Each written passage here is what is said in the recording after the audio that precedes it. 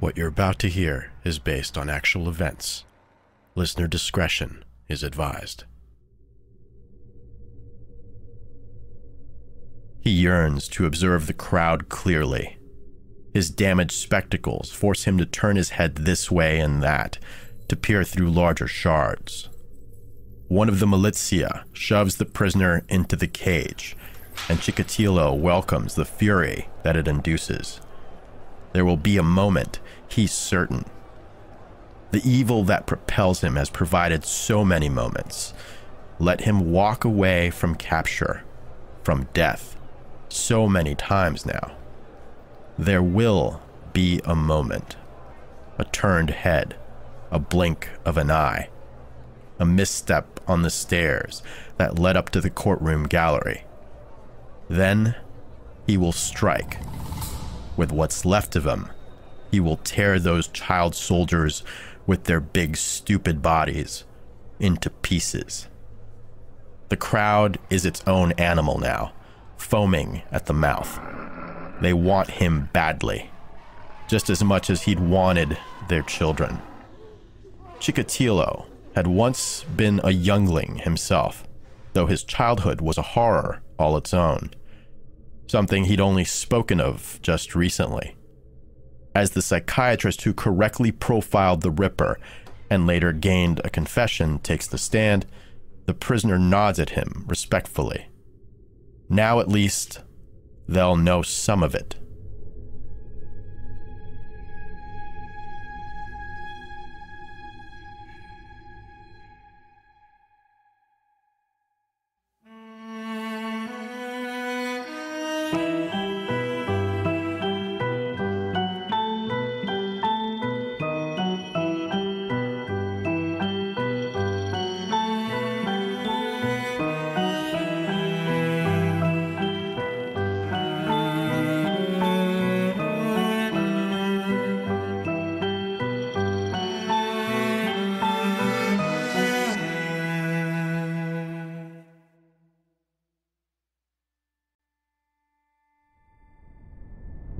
Furthest back in the Ukraine, he remembered the bodies. There were always bodies back then. Pieces here and there, sometimes whole and left by the roadside, sometimes in great piles in the backs of trucks. The trucks came after the planes, German bombers trying to weaken the Soviet position by bombing any place the soldiers planned to find food or lay their head. It worked well enough, he supposed. The comrades fled and left them to fend for themselves. As a child, he would look into the truck beds at the bodies and imagine himself amongst the limbs, his eyes glassy and covered in flecks of dirt. He saw his father in there too, though he could hardly remember him by then. He had many sorts of men in his life by that time. The man who raped his mother and saddled her with his baby sister, being just one. He had an older brother as well, Stepan. His mother said a family down the street scooped him up while he was picking sorrel leaves and ate them. People were hungry. They were hungry. They ate grass and drank from rain puddles to stay alive. Other families cannibalized strangers and vagrants, fighting to survive the long winter Stalin's Holodomor had driven them into, a collectivism approach that barely fed troops and starved many citizens. This was Andrea Chikatilo's childhood. Mostly he was alone with his raped and pregnant mother. He felt she hated him, though perhaps her heart was hardened into that loveless stuff war makes of people. They shared a bed, which Andrea unfortunately wet a number of times. She would scold him and beat him and hang the pissy sheets outside of their shacks so the neighbors could see. They had their own little names for him too. The Goose was not his first moniker. But for all of Mother's power in his life, she didn't have the strength to keep that German soldier from taking her dignity. Those Nazis did what they wanted. They cut his neighbors into pieces with their bombs. Weak people who ate each other. Inferior specimens. Stupid peasants who existed only to toil. Who lived at the mercy of others. Who existed only to be spat upon, tortured, murdered, raped. Andrea Chikatilo as a grown man, looks into those truck beds now, in the spaces of his mind, and wonders, if he stacked all of his victims in there, how many beds could be filled.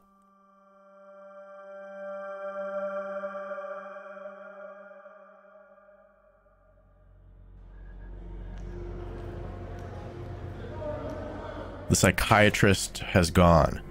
The crowd is quieter now, bored by a history almost all of them shared, without becoming the thing Chikatilo is.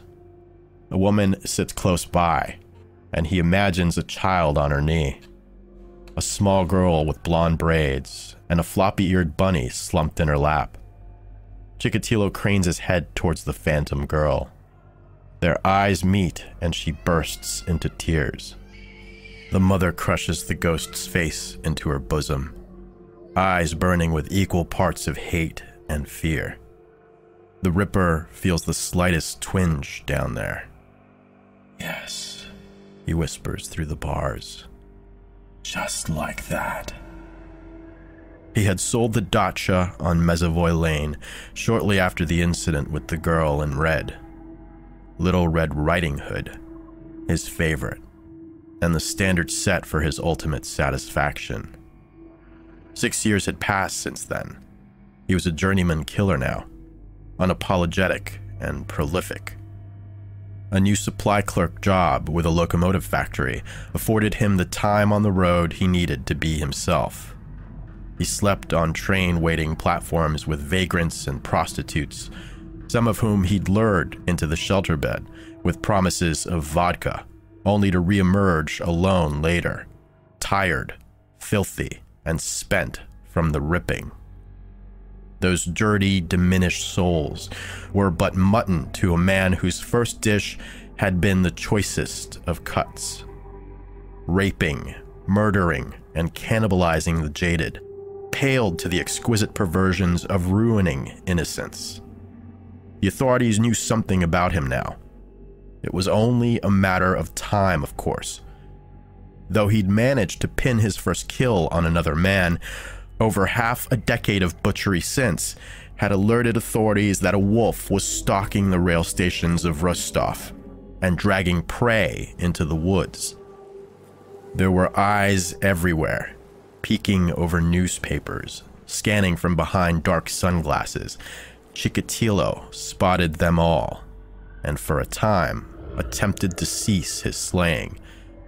But a beast needs blood, and it will not be stopped until it's snared, then shot.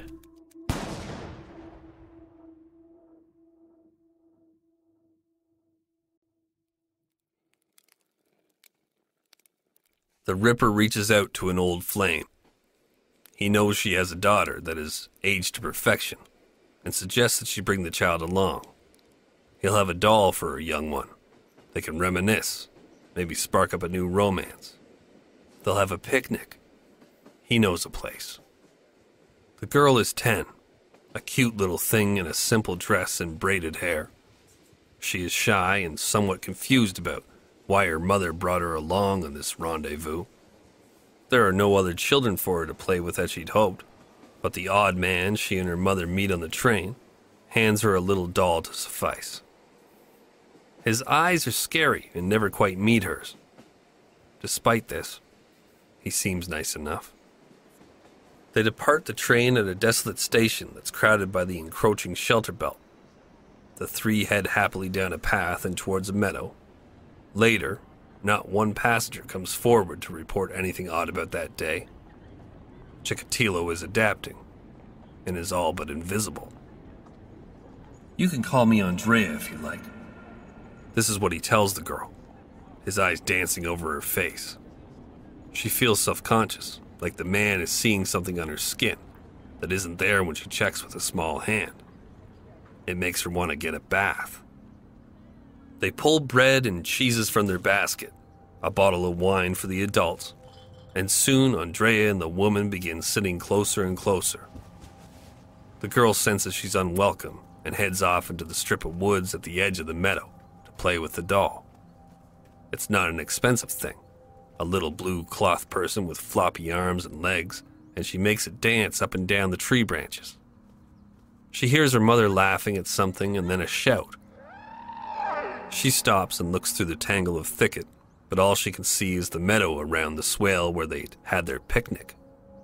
The sky is blue above that, flecked with clouds. Her mother screams and the girl clenches the doll to her chest, stepping back into the safety of the woods. She is suddenly aware of how quiet it is, this deep in the country. A branch snaps underfoot. The sound is slow and gradual because she is so tiny, so light in her feet.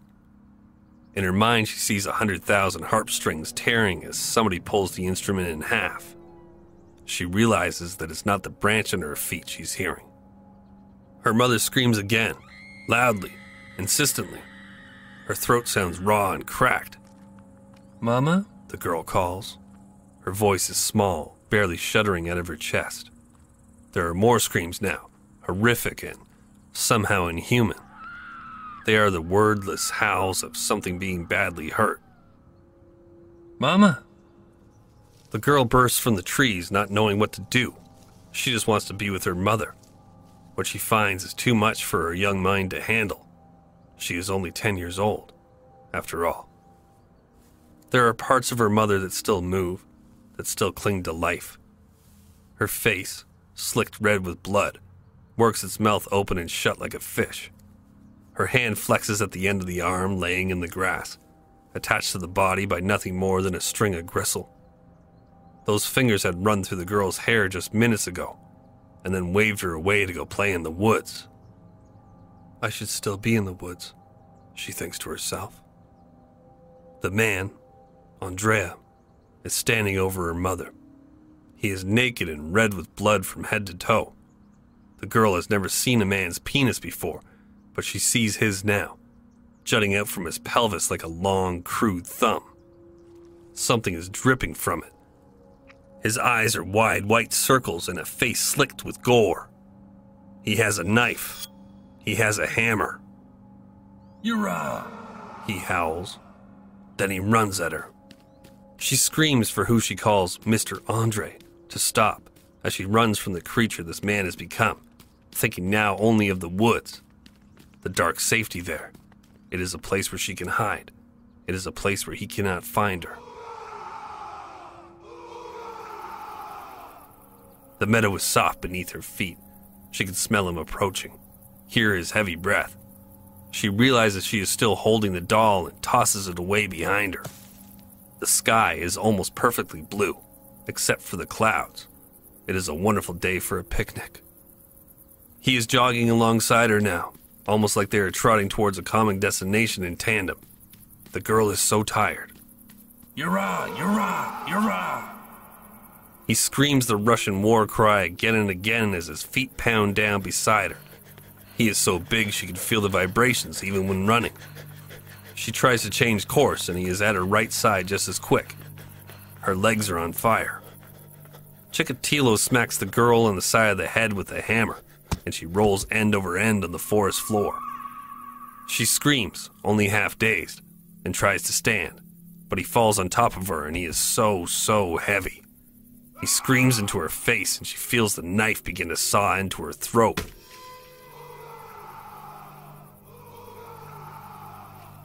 For a moment the pain is extraordinary.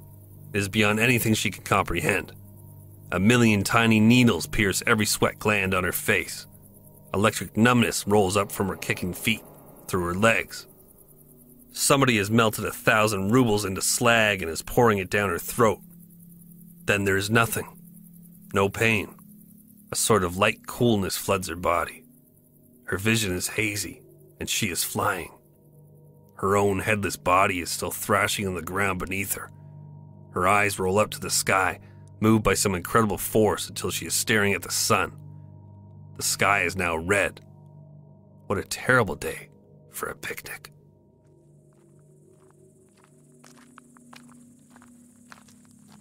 Chikatilo dances around the meadow with the girl's head in his hand. It was surprisingly heavy. In his mind, she was an enemy Nazi, like the ones that raped his mother, and he was a Russian partisan who'd snuck into camp for revenge. It was one of his favorite stories from the old propaganda books they used to pass around. He shouts at the dead girl's faded eyes. He has no trouble looking at her now. The butcher dances naked and bloody around the meadow some more, then rips the tiny body to pieces, analyzing everything with taste and touch. It's by smell that the girl and her mother are found weeks later, by a family of picnickers.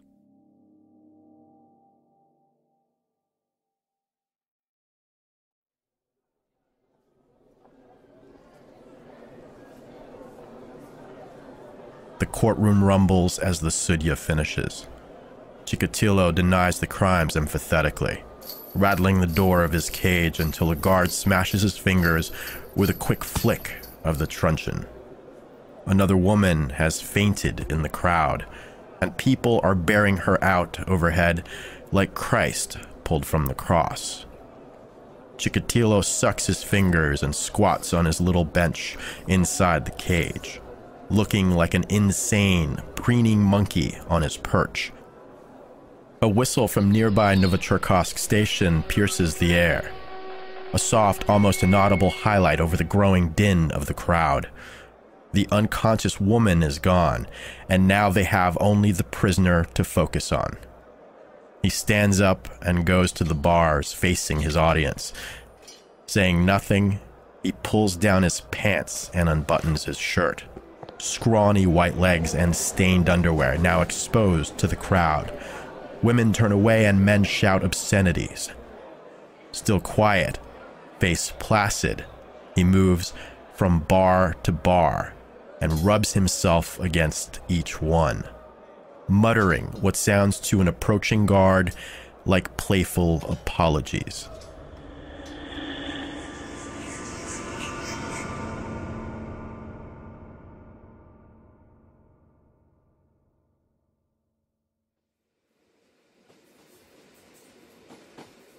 "Please, stop," the boy hissed. Chikatilo was accustomed to being rebuffed. He gave the child one more long grind with his pelvis up his small, shrinking shoulder and stepped away, apologizing quietly before moving down the mostly empty train toward another young man riding alone. Why do they let their children ride alone at night? He wondered to himself. He'd never let his own children do so. He knew better than anybody, after all, what could happen to a child alone on the rails. The year had been good to him, the best in his life perhaps. The girl and her mother were rotted and mostly forgotten. There had been no inquiry. Nobody came asking if Andrea Chikatilo was seen in the area. He had even been captured that same year, arrested for lewdness and connected to a killing where he'd left his semen on the boy's body. They'd found him with his tools, a suitcase containing a knife, a rope, and petroleum jelly.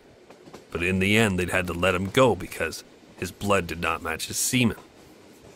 Later, the police would find Chikatilo to be a non-secretor, a genetic rarity whose DNA profile differs from his semen to his blood. But that day was long ago now. He stepped up beside the boy, a dirty-faced urchin who kept his eyes down between his toes.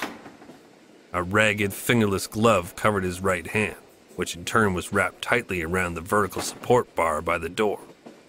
The child's fingers were turning white at the knuckles. His grip was so tight. Nervous, Chikatilo thought. He put a hand on the boy's thigh and thrilled at the feel of the young flesh retracting from him. But not enough. He showed the child the jug of liquor he'd brought along with him. It was an old trick now, one that Chikatilo had taught himself, like a carpenter learning how to set a corner joist. The boy's eyes rose to the jug, then to the man's face, a face that offers a small smile that the boy returns. Got you.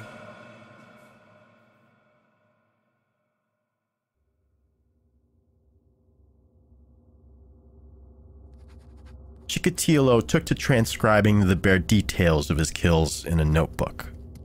The etchings were coded so that he alone could read them, something he did when feeling nostalgic. The new year of 1985 was reason to retrieve it.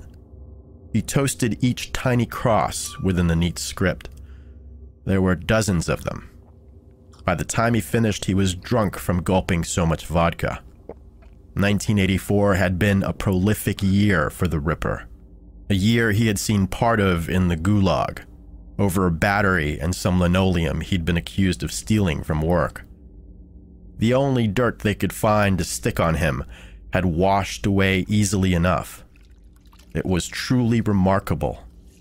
He'd killed so many in the weeks before his arrest. They'd had him, but magically, he was here.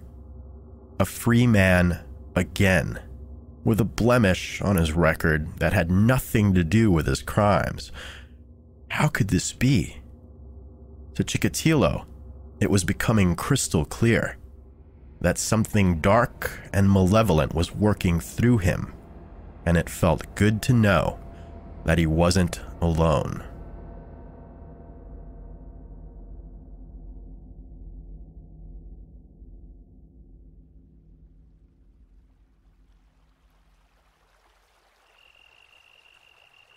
The river he kills the boy beside stretches glittering and black under the midnight sun.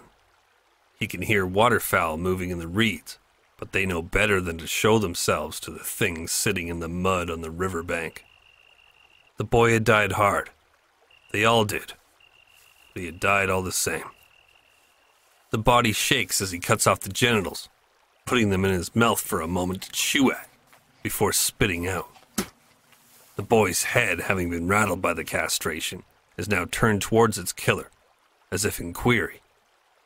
Chikatilo can see nothing of the face in the dark, but the glitter of what moisture remains in the child's eyeballs. He rolls to his knees, and then almost scurries away in fear. The boy's black stare seems to be cursing him. He grabs the chin and inspects the face. It's slack in death.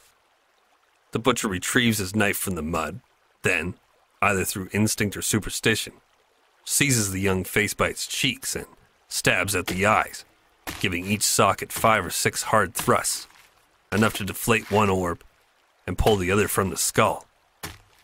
There. What good are you now? He kneels down in the muck so he can whisper in the dead boy's ear. Polka, polka. Bye-bye.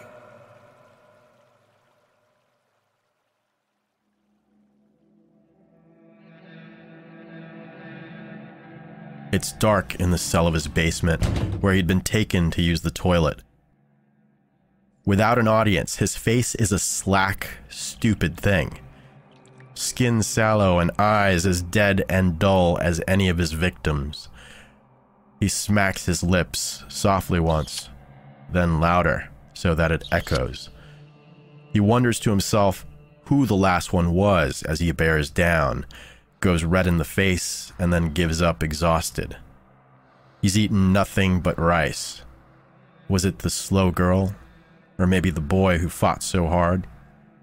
He rubs his finger where the tracework of a ragged scar, courtesy of the surprising young man, mars the flesh. Footsteps approach, and a guard interrupts his meditation by hauling him from the toilet by his armpits, then drags him upstairs for the final time. They allow him to put on the dress shirt first, the ugly one from the Olympics. He hates it, but at least it has a collar. Chikatilo holds his manacles up as he appears from the bowels of the court, pumping his fists as though they're celebrating his arrival. The Sudya gets right to it. He's tired of calling for order. The trial is a farce, a formality as far as he's concerned. He drones out the details of the prisoner's last 3 days before capture. Chikatilo rolls his eyes for the crowd, but inside he's sick to his stomach. He was getting greedy at the end. He knew that, hunting for sport rather than out of necessity.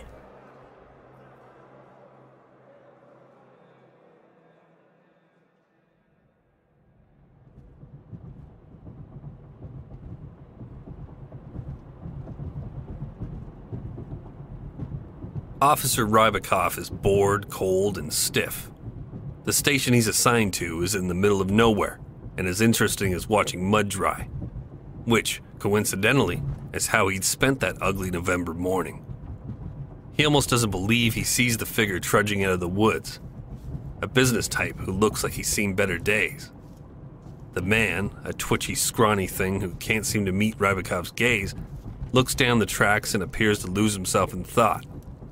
Then he turns and reluctantly steps onto the platform. He'd come out of the woods wearing a full suit, though it's rumpled and covered in leaves and dirt stains. Something dark brown is drying on his cheek. He makes his way to a fountain and washes his hands. The officer is up now and ready to chase if the man flees. But there will be no chase. In fact, Rybakov doesn't have to do anything. The man approaches him, once he scrubs some mud from his shoes, and presents his papers. The officer scribbles down everything according to the new protocol. The citizen has an odd name, Andrea Romanovich Chikatilo. Of note, besides his claim that he'd been mushroom hunting while waiting for his train, is Chikatilo's twisted finger. The nail is mostly gone, the skin swollen, near black from the broken bone underneath. Rybakov couldn't have known that the nasty wound was a souvenir from a boy that the ripper before him had decimated a week earlier. Officer Rybakov decides there is no reason to arrest this Chikatilo and allows him to board the next train. He completes his shift and files a report. The interaction gnaws at him for a week until the body of a 22-year-old homeless woman is found near that same train platform. Rybakov's notes are retrieved and Chikatilo's name is immediately associated with the crime. Several officers recognize it from his arrest in 1984. Surveillance begins.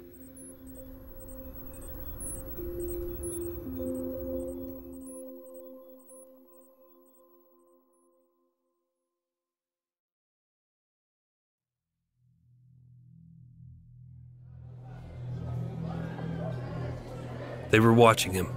He knew. Always watching him. Somebody's eyes, if not the ones he preyed upon, then the ones who wished to prey upon him. They were everywhere. The ones in uniform were just decoys, little bits of fence meant to push him where they wanted him. Near the end of his rampage, a tear that lasted just over a decade, Chikatilo could be seen wandering train station platforms in a dirty, rumpled suit, bedraggled from binge killing. He's in need of a shave and some sleep. His bloodshot eyes scare off all potential prey. It's not lost on him what's happening. He considers himself a poisoned wolf after all, wandering aimlessly and without real purpose, functioning solely on waning instinct. The day the militia finally move in, Chikatilo's on the hunt again, slopping around with a jug of beer on the streets near his family's apartment, seeking out lone women and children, and bouncing from prospect to prospect. When he grabs a young man's arm, the decision is made to take him down. He is stunned by his capture. The black hood he imagined to cover his face, a magical piece of cloth provided by some minion of evil, had finally been pulled back. He was no longer of any use. Chikatilo surmises this as his judge asks for a final statement, though it's obvious the Sudja has already made up his mind. It will be death. Death by gunshot.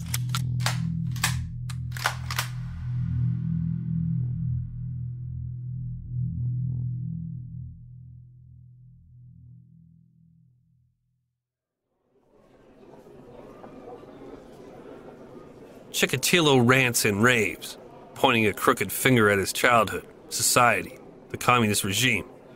He claims to be a victim as well, rambling of how a pink passion turned red, how a force beyond this world took control, used him up for its pleasure, then stuck him for the bill. Soldiers bury their faces in their hands as the crowd rises as one, booing and cursing. A young man moves to the front of the audience, slowly, something tucked under his jacket. The guards do not notice. There is too much commotion. Chikatilo exposes his flaccid penis to the assembled crowd and smacks at it, gestures towards it in disgust. Pandemonium erupts. Camera flashes ignite the room. Look at me. Look at this useless thing. What am I to do with this? The guards are too busy holding the crowd back to deal with Chikatilo as well. The man with something under his coat pushes his way to the front of the crowd. There is a flash of silver as a metal bar sails and then strikes the prisoner's chest. The Red Ripper, now completely out of hiding, watches it clatter harmlessly to the floor, then flashes his teeth at his assailant, and cackles. The cage is opened and Chikatilo lunges, nearly sinking his teeth into the jugular of an unsuspecting guard. The Sujia is standing and smashing his gavel down as more guards, called in from outside, flush those in the courtroom out into the sun where they can breathe again. Amongst them is a young man whose sister had been a victim. He hangs his head as the others congratulate his bravery. But he knows he failed. The Ripper's ice-cold eyes are burned into his mind, mocking him. He and the others will now be forced to witness the second part of this circus. A last-ditch tactic that the butcher has held in his bloodied apron pocket for the day it seems his execution is imminent. He is soon sentenced to death, a foregone conclusion. But if there is one thing that the Red Ripper knows, it is how to drag something out until it's devoid of all blood.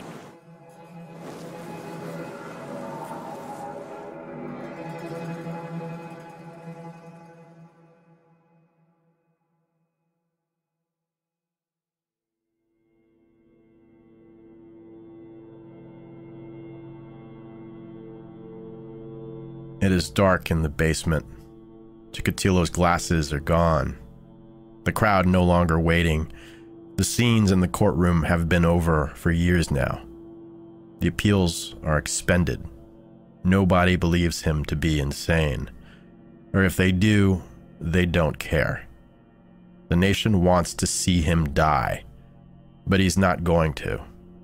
He's going to live forever. He retrieves the last tool from his apron, the perfectly preserved memory of his many victims' whereabouts. They take him from his dark cell and put him on the trains, his trains, that he directs to locations all over Rostov and even further on occasion. The places where he left them, the ones they hadn't found. A child's shoe with a skeletal foot here, a rotting hunk of a woman's leg there.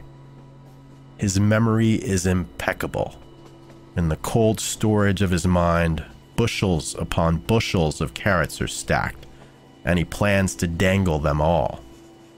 Then, one day, when they've become accustomed to his docile, cooperative nature, he'll jump into a river or onto a passing freight car. If he can create enough distance, they'll give up on finding him. They'll lie and report him dead. This new era, this glasnost, hadn't rid the Soviets of their old habits. The lies, the deceit, it all still festers beneath the skin.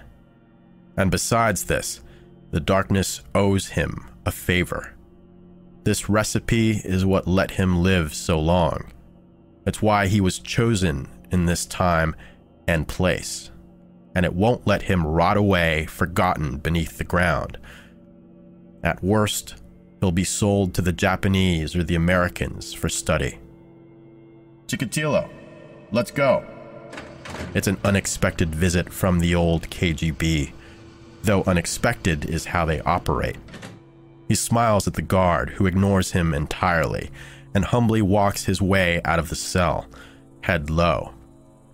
There is an official outside his door, a clearly well-ranked one by the way the others behave in his presence. The prisoner does his best impression of a servile, hand-wringing stooge. He begins rambling about another corpse in another location he recalled in a dream. The official is unimpressed. He keeps up the attempts at banter as they walk the dank, badly lit halls in the bowels of the prison. There are other inmates here, but they are quiet today. He is guided past the turnoff that leads up to the processing area, where the KGB expert normally waits to collect him for a body hunt, or demonstration of his techniques for their training purposes. He clears his throat. Excuse me, but I think we were supposed to turn there. They go down a hallway Chikatilo has never seen before, and the door at the end of it opens onto an empty concrete room.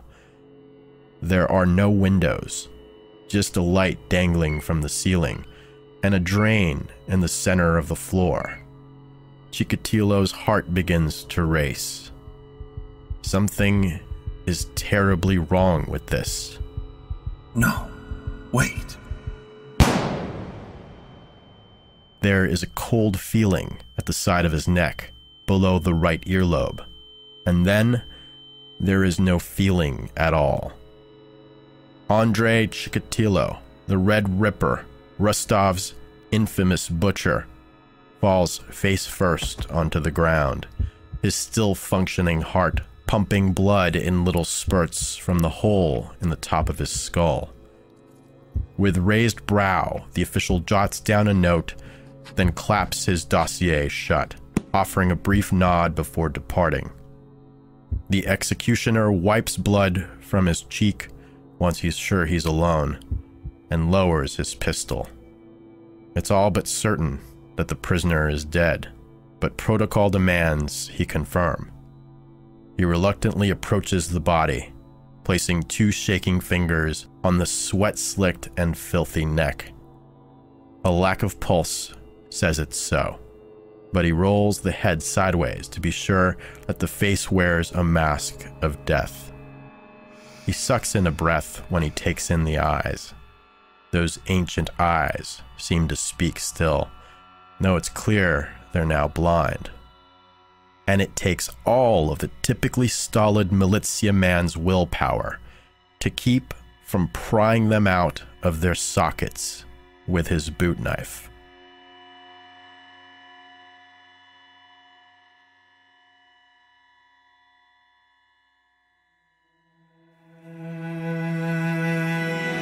Monstruo is an Incongruity Media production. If you've enjoyed this experience, please subscribe and leave a positive review.